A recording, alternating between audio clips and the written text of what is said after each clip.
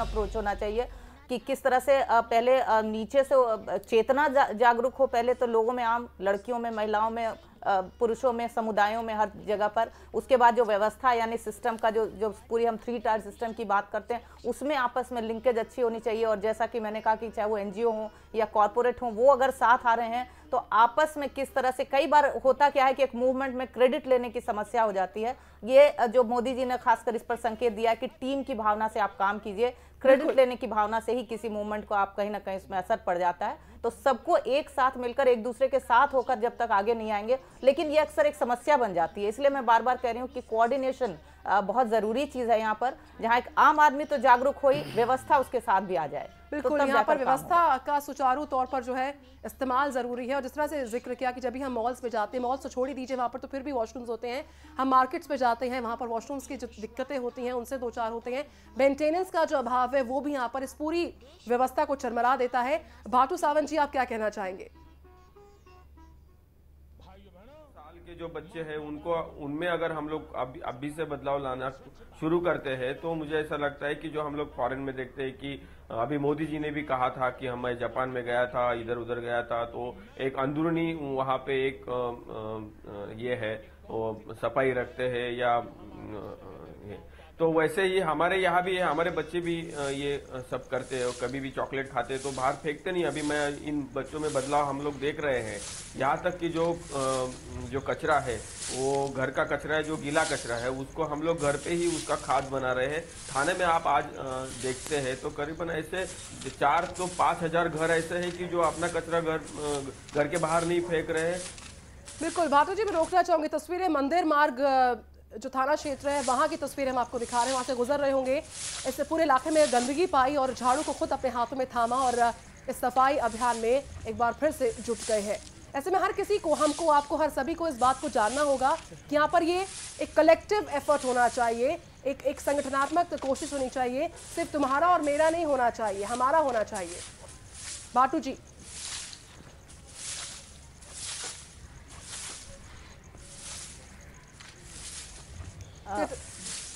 निधि, मैं एक बात यहाँ कहना चाहती थी, मैं राखी बोल रही हूँ।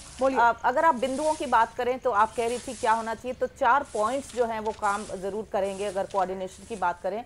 एक तो होता है फेयर, जो फेयर का मतलब है जहाँ लॉ होगा, कानून होगा और एक व्यवस्था होगी। दूसरा है मोटिवेशन, कि मोटिवेट किया जाए। तीसरा है कोऑर्डिनेशन और चौथा है फेलिसिटेशन, यानी फैसिलिटेट किया जाए किसी चीज के लिए। तो ये चारों बिंदुओं पर जब पूरी तरह से काम होगा तो काम होगा। तो कानून जहां तक है वो अपनी जगह पे है और जिस तरह से बनाए जाएंगे, गाइडलाइंस बनाए जाएंगे कड़े तौर पर। अगर बाहर के देशों की आप बात करती हैं तो फाइन लग जाता है तुरंत। तो कहीं ना कहीं फेयर है जो काम करता है। मोटिवेशन ये है कि भाई अगर आप ये करेंगे तो आपका समाज, आपका देश अच्छा होगा। कोऑर्डिनेशन की बात जो मैंने लगातार की है। और दूसरा फैसिलिटेट करिए, भाई चीजें आप प्रोवाइड कीजिए, सुविधाएं दीजिए, तो शायद लोग उसमें और आगे बढ़ चढ़ कर आएंगे। बृजमोहन जी, क्या कहेंगे आप? कितना इत्तेफाक इन 4 बिंदुओं पर आपका?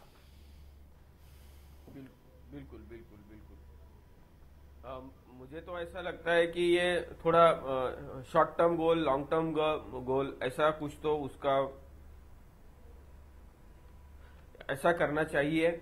और जैसे कि अगले 1 साल भर में हम लोग पहला एक काम तो ऐसा करता है कि पूरा सिटी जो है वो कचरा कुंडी मुक्त सिटी होना चाहिए। ये पहला 1 साल भर का हमारा प्लान रहना चाहिए। उसके बाद में लॉन्ग टर्म में, मतलब अगले 5 साल में हम लोग डंपिंग ग्राउंड फ्री सिटी, ऐसा हमारा मकसद होना चाहिए। और ये मुमकिन है कि क्योंकि जो गीला कचरा रहता है वो गीला कचरे से खाद तैयार हो सकता है और जो सूखा कचरा रहता है वो रिसाइकलिंग की इंडस्ट्री के लिए जा सकता है। चंद्रशेखर जी, राखी जी ने जिन बातों का, जिन मेन पॉइंट्स को रेज किया है, चंद्रशेखर जी के पास में जाऊंगी। भाटू जी, मैं आपके पास लौट रही हूँ।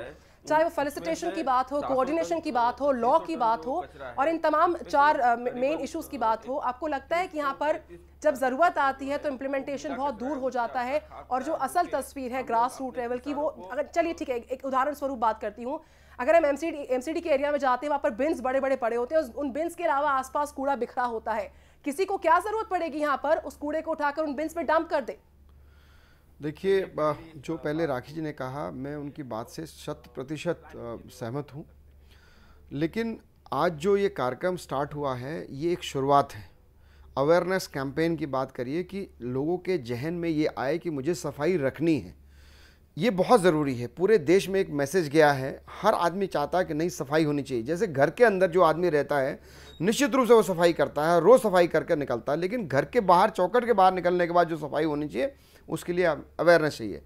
दूसरी बात जो सबसे बड़ी तकलीफ वाली बात है हिंदुस्तान के अंदर, वो जैसे मैडम ने बोला अभी, मिसेस बख्शी ने, वो ये कि इंफ्रास्ट्रक्चर की हमारे पास बहुत कमी है। बिल्कुल कि हम लोग उस इंफ्रास्ट्रक्चर को खड़ा करने के लिए जो मोदी जी ने आह्वान किया कि आज हम शुरुआत कर रहे हैं, लेकिन गांधी जी की 150वें जन्मदिन पर हम इसका पूर्ण, जिसको बोला जाए कि पूर्ण भारत को हम लोग स्वच्छ भारत बना करके एक मिशन को करेंगे, तो उसमें एक टाइम लिया उन्होंने। टाइम फ्रेम के अंदर उन्होंने बहुत सारी बातें कही 2019 जी, उन्होंने टाइम फ्रेम इसलिए लिया गया है कि जो जो इसके अंदर बाधाएं हैं, चाहे इंफ्रास्ट्रक्चर की बाधा है, चाहे कोऑर्डिनेशन की बाधा है, चाहे मोटिवेशन की बाधाएं हैं, इन सबको हम लोग दूर करेंगे। लेकिन स्टार्ट कहां से करें? आज स्टार्ट उन्होंने अपने हाथ में झाड़ू लेकर के जिस तरह से उन्होंने सफाई का अभियान चलाया है, ये निश्चित रूप से मैं आने वाले समय में बता रहा हूं, आज जिस तरह से बच्चों को शामिल किया इसके अंदर, सारी सेलिब्रिटी को शामिल किया है कि एक कैंपेन चले, और कैंपेन केवल एक दिन के ना चले बल्कि ये 365 दिन चले, लगातार चलती रहे, क्योंकि एक दो दिन में नहीं,